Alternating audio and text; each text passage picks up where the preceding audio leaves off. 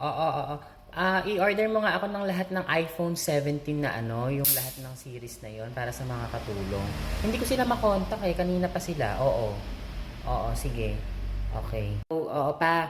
Oo, yung sa bahay ka ba? Oo, pakisabi naman kay ate yung sa ano, yung sa bathtub ko pakilagyan ng sparkling water. Pauwi na ako, maliligo kasi ako eh. Oo, ayoko nang hindi sparkling water, nangangati ako kapag ka-alkaline lang eh.